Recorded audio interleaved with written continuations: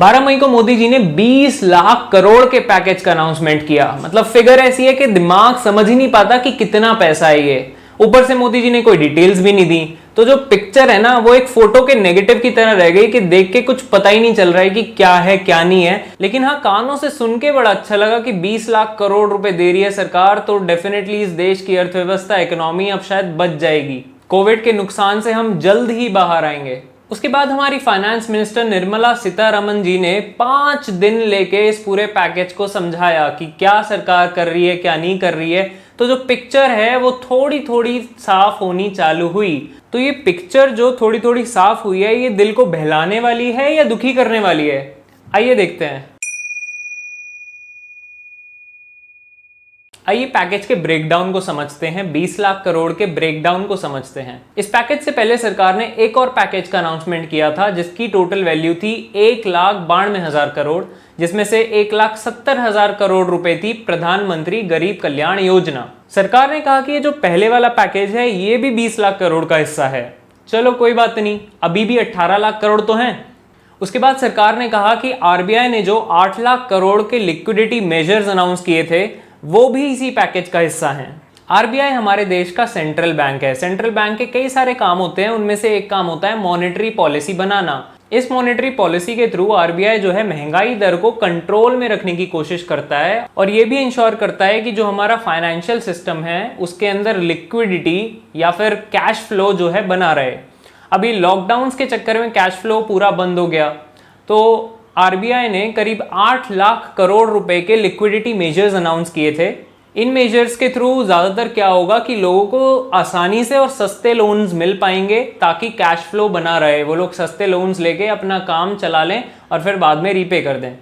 तो सिस्टम में लिक्विडिटी बढ़ाने के लिए आरबीआई ने अपना रेपो रेट घटा दिया और भी कई स्टेप्स लिए। रेपो रेट होता है वो इंटरेस्ट रेट जिस पर आरबीआई बैंक्स को लोन देता है और फिर बैंक्स आपको लोन देते हैं। तो आरबीआई ने अगर वो रेट घटा दिया तो आपको भी सस्ते लोन्स मिलेंगे। तो ये जो पैकेज था 8 लाख करोड़ का, सरकार ने ये भी इस 20 लाख करोड़ में गिन लिया।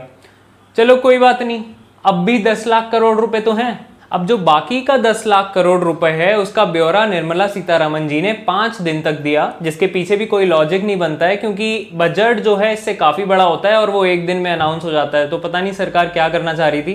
खैर जो भी है, उन्होंने 5 दिन तक इसका ब्यौरा दिया तो ये टोटल अमाउंट जो है 11 लाख करोड़ रुपए आई। तो actual total package 21 lakh crore का हुआ। अब ये सारी डिटेल्स जब आप क्लोजली देखोगे तो आपको ये पता चलेगा कि ये जो पैसा है 11 लाख करोड़, इसमें से मैक्सिमम अमाउंट तो सरकार ने as loans and as credit facilities दिया है। इसका मतलब ये पैसा सरकार खर्च नहीं कर रही है, केवल आपको लोन प्रोवाइड कर रही है जो आपको रीपे करना पड़ेगा। इसमें से कुछ पार्ट ऐसा था जो सरकार इंफ्रास्ट्रक्चर बनाने पे खर्च करेगी और बहुत कम पार्ट ऐसा था जो सरकार की जेब से सीधा जाएगा और जो गरीब की जेब में या फिर सामने वाले की जेब में सीधा आएगा। जो भी मेजर्स अनाउंस हुए उसके अंदर अलग अलग सेक्शंस ऑफ सोसाइटी और अलग अलग सेक्टर्स ऑफ इकोनॉमी को टारगेट किया गया है, जैसे MSME sector, agricultural sector, poor and migrant workers और कुछ measures defence, coal mining, space etcetera sectors के लिए अनाउंस किए गए। आइए सबसे पहले देखते हैं कि इस पूरे पैकेज के अंदर लोन्स का क्या कंपोनेंट है। पैकेज में सरकार ने 3 लाख करोड़ अनाउंस करे हैं एमएसएमई सेक्टर के लिए, medium small and micro enterprises, that is सूक्ष्म मध्यम और लघु उद्योग के लिए। सरकार 3 लाख करोड़ के लोन्स के ऊपर 100% गारंटी दे रही है बैंक्स को। इसका मतलब अगर ये बिजनेसेस पैसा नहीं चुका पाए बैंक को तो सरकार वो पैसा चुकाएगी पूरा बैंक्स को। अब डिफॉल्ट हो सकता है लेकिन ऑब्वियसली 3 लाख करोड़ का डिफॉल्ट तो नहीं होगा। अगर 3 लाख करोड़ रुपए लोन में गया तो कुछ 100 करोड़ रुपए का ही डिफॉल्ट होगा, तो सरकार का उतना ही खर्चा आएगा इसमें। लेकिन इसमें एक बहुत बड़ा मॉरल हैजार्ड है क्योंकि बैंक को पता है कि सरकार गारंटी दे रही है 100%, तो बैंक जो है इजीली लोन दे देगा नीचे वाले को, ज्यादा स्क्रूटनी करे बिना। और ये जो नीचे वाला बिजनेस है इसे भी पता है कि सरकार की 100% गारंटी है, तो ये निकला माल्या और नीरव मोदी की नीयत वाला, तो ये पैसे को डिफॉल्ट कर देगा, ये जब पैसे देगा ही नहीं और सरकार को पे करना पड़ेगा। हालांकि इस पूरे स्टेप को काफी पॉजिटिव लिया जा रहा है और पॉजिटिव स्टेप है भी क्योंकि एमएसएमई सेक्टर बहुत बुरी तरीके से हर्ट हुआ है और उसको इस टाइप के स्टेप की जरूरत थी। इसके अलावा सरकार ने अनाउंस किया है कि वो किसान क्रेडिट कार्ड के थ्रू 2 लाख करोड़ रुपए के लोन्स देगी फार्मर्स को। स्ट्रीट वेंडर्स को सरकार लोन देगी 5,000 करोड़ के, लेकिन जो 100% क्रेडिट गारंटी है वो सरकार ने केवल एमएसएमई सेक्टर के लिए अनाउंस की है, इनके लिए ऐसी कोई गारंटी अनाउंस नहीं की है। लोन्स के अलावा सरकार कुछ पैसा खर्च करेगी इंफ्रास्ट्रक्चर बनाने में। सरकार ने कई फंड अनाउंस किए हैं जो mainly agricultural infrastructure, fisheries, animal husbandry के फील्ड में हैं। अब ये जो इंफ्रास्ट्रक्चर प्रोजेक्ट्स होते हैं ये कई साल लग जाते हैं इन्हें बनने में, और कई सारे प्रोजेक्ट्स तो केवल कागज पर धरे रह जाते हैं, कुछ पैसा खर्च होता नहीं है उनमें, कुछ होता नहीं है प्रोजेक्ट में। तो इस पूरे अमाउंट में से भी क्या पैसा खर्च होगा क्या नहीं होगा ये बात बिल्कुल भी क्लियर नहीं है। अब कुछ पैसा जो सरकार सीधा खर्च करेगी उसकी बात करते हैं। सरकार ने 40,000 करोड़ रुपए और डाले हैं मनरेगा के अंदर। बजट के अंदर इसके अंदर 60,000 करोड़ रुपए के करीब डाले गए थे, तो ये टोटल कॉर्पस मनरेगा का हो गया 1 लाख करोड़ रुपए। ये स्टेप बहुत बढ़िया है, इससे जो भी वर्कर्स अपने घर वापस गए हैं उनको बहुत मदद मिलेगी। ये सबसे बड़ा डायरेक्ट एलोकेशन है जो सरकार ने किया है। इसके अलावा सरकार एमएसएमई कंपनियों को 2800 करोड़ रुपए ईपीएफ सपोर्ट में दे रही है और माइग्रेंट वर्कर्स के राशन के ऊपर 3500 करोड़ रुपए खर्च कर रही है।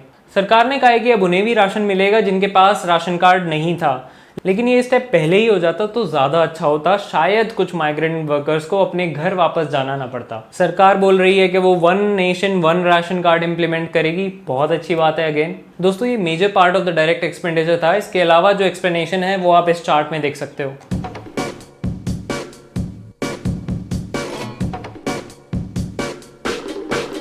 सरकार ने इस पैकेज के अंदर ही कुछ बड़े स्ट्रक्चरल रिफॉर्म्स भी घोषित करे हैं। सरकार असेंशियल कमोडिटीज एक्ट को मॉडिफाई करेगी और कई सारे और चेंजेस करेगी, और जिससे ये इंश्योर हो पाएगा कि फार्मर अपनी प्रोड्यूस किसी को भी बेच सके। ये एक बहुत पॉजिटिव स्टेप है फार्मर्स के वेलफेयर के लिए। इसके अलावा कोल, डिफेंस और स्पेस सेक्टर के अंदर सरकार ने प्राइवेटाइजेशन को काफ़ी ज़्यादा बढ़ा दिया है। सरकार ने कहा है कि वो स्ट्रैटेजिक सेक्टर्स को छोड़कर जो भी पब्लिक सेक्टर एंटरप्राइजेज हैं या जो पब्लिक सेक्टर की कंपनियां हैं उनको एक एक करके बेचेगी अप्रोप्रिएट टाइम पर। तो अब मेन मुद्दा आता है कि सरकार का इस 20 लाख करोड़ में से अपनी जेब से क्या खर्चा हो रहा है, क्योंकि इसी को हम रिलीफ पैकेज मानेंगे। अलग अलग एजेंसीज के अकॉर्डिंग सरकार का खर्चा 1.5 लाख करोड़ से 3 लाख करोड़ के बीच में होगा। बार्कलेज जो एक रिनाउंड फाइनेंशियल सर्विसेज कंपनी है उसने एस्टिमेट किया है कि सरकार को 1.5 लाख करोड़ का खर्चा आएगा, that is only 0.75% of the GDP. Care ratings ने एस्टिमेट किया है कि सरकार को करीब 2.8 लाख करोड़ का खर्चा आएगा, that is 1.2 to 1.3% of the GDP. EY ने एस्टिमेट किया है कि सरकार को करीब 3 लाख करोड़ का खर्चा आएगा। अगर बात करें कि मिडिल क्लास को इस पैकेज के अंदर क्या मिल रहा है, कुछ टैक्सेस माफ हो रहे हैं या फिर कुछ ग्रांट मिल रही है, कुछ पैसा जा रहा है उनके हाथ में, इस पैकेज के अंदर मिडिल क्लास और स्पेशली सैलरीड मिडिल क्लास को कुछ नहीं मिल रहा है। हाँ, थोड़ा कैश इन हैंड लोगों के ज़रूर बढ़ सकता है। इसमें 2 स्टेप लिए गए हैं। एक तो सरकार ने TDS tax deducted at source 25% घटा दिया है, तो जो टैक्स आपको आज पे करना पड़ रहा था वो आपको अब अपने ITR रिटर्न भरते टाइम पे करना पड़ेगा, लेकिन भरना तो पड़ेगा ही। तो कैश इन हैंड थोड़े टाइम के लिए आपका बढ़ गया है। उसके अलावा सरकार ने EPF कंट्रीब्यूशन भी 12% से घटा के 10% कर दिया है। तो अगर आप सैलरीड हो तो आपका 2% EPF कम कटेगा, इसका मतलब कैश इन हैंड आपका थोड़ा सा बढ़ गया। हालांकि वो आप ही का पैसा है, जो आपको कल मिलता वो आपको आज मिल रहा है। जो भी बिजनेसेस में हैं उनको बिजनेसेस के लिए लोन मिल सकते हैं, अदरवाइज उनको भी कोई एडवांटेज नहीं हो रहा है इस पैकेज से। दोस्तों इस पैकेज का सबसे बड़ा डिसअपॉइंटमेंट आ रहा है टूरिज्म एंड हॉस्पिटैलिटी सेक्टर से। आप सभी को पता है कि tourism and hospitality sector and aviation sector, ये दोनों सेक्टर वर्स्ट हिट हैं इस पूरे क्राइसिस से। सारे होटल, रेस्टोरेंट्स, फ्लाइट्स सब बंद पड़े हैं और आने वाले काफ़ी लंबे समय तक वो रिवाइव नहीं होने वाला है। उसके बाद भी सरकार ने कोई स्पेशल ग्रांट इस सेक्टर को नहीं दी है। ये इंडस्ट्री हेविली डिसअपॉइंटेड है और बहुत ज़्यादा चांसेस हैं कई सारे बिजनेसेस के फेल होने के। दोस्तों इकोनॉमी हेल्दी बनी रहे इसके लिए 2 चीज़ ज़रूरी हैं, सप्लाई बढ़िया रहे और डिमांड बढ़िया रहे।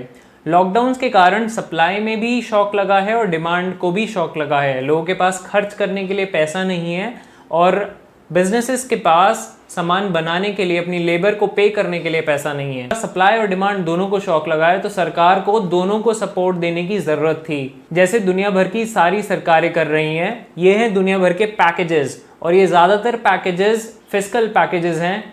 सरकारों ने लोगों के हाथ में पैसा रखा है डिमांड बढ़ाने के लिए, लेकिन इंडियन गवर्नमेंट ने इस पैकेज के अंदर डिमांड बढ़ाने के लिए बहुत कम स्टेप्स लिए हैं। बहुत सारे बड़े बड़े इकोनॉमिस्ट और नोबेल लॉरेट्स ने सरकार को ये रिकमेंड किया था कि आप 3,000 से 5,000 रुपए या फिर कुछ ऐसी अमाउंट गरीब लोगों के हाथ में डालिए, ताकि आपकी डिमांड बन सके। डिमांड बढ़ेगी तभी सप्लाई को बढ़ाने से फायदा होगा। सरकार ने लेकिन ऐसा कुछ नहीं किया। जब फाइनेंस मिनिस्टर से ये सवाल प्रेस कॉन्फ्रेंस में पूछा गया तो उन्होंने जवाब दिया कि प्रॉब्लम को सॉल्व करने के कई तरीके होते हैं, हमारा तरीका ज़्यादा अच्छा है। दोस्तों, मैं अपना एक ओपिनियन देना चाहता हूँ, और ओपिनियन देने से पहले मैं एक चीज़ क्लियर कर दूँ, I have no political affiliations. मैं सही को सही, गलत को गलत बोलता हूँ। फिगर सारी आपके सामने हैं। सरकार ने आश्वासन दिया था 20 लाख करोड़ रुपए का, और असल में खर्च कर रही है केवल 1.5-2 लाख करोड़ रुपए। हम ये बात समझते हैं कि इंडियन इकोनॉमी की हालत ज़्यादा अच्छी नहीं है और वो बहुत ज़्यादा खर्च नहीं कर सकती, तो आप जितना खर्च कर सकते हो उतना ही बोलना चाहिए। लोगों को बेवकूफ़ बनाने की कोशिश नहीं करनी चाहिए। दोस्तों, मैंने एक इकोनॉमिक इम्पैक्ट ऑफ कोविड पर वीडियो बनाई थी, उसका लिंक ऊपर फ्लैश हो रहा होगा। उसमें मैंने बोला था कि इंडिया ज़्यादा बड़ा पैकेज अफोर्ड नहीं कर सकता है, और जब मोदी जी ने 10% of the GDP 20 lakh crore के पैकेज का अनाउंसमेंट किया उसके बाद, तो आई वॉज रियली शॉक्ड। मुझे लगा कि वीडियो में मैंने क्या बोल दिया था, बट इवेंचुअली वो बात सही निकली। दोस्तों, मैंने अगर कोई इंपॉर्टेंट पॉइंट मिस कर दिया हो तो कमेंट बॉक्स में ज़रूर बताना। अपने व्यूज़, अपनी राय भी बता सकते हो, चाहे वो मेरे साथ मेल खा रही हो या ना मेल खा रही हो। कंस्ट्रक्टिव डिस्कशन चलता रहना चाहिए। इस वीडियो में बस इतना ही। अगर वीडियो अच्छी लगी हो तो लाइक ज़रूर कीजिएगा, शेयर कीजिएगा, इन्फॉर्मेशन लोगों तक पहुंचाइए। चैनल पे नए हो अगर तो सब्सक्राइब ज़रूर करना, मैं इन्फॉर्मेटिव वीडियोस बनाता रहूँगा। अगर कोई टॉपिक अगर आप स्पेसिफिकली चाहते हो कि मैं उस पर वीडियो बनाऊँ तो आप कमेंट्स में बता सकते हो। And at last guys, thanks for watching.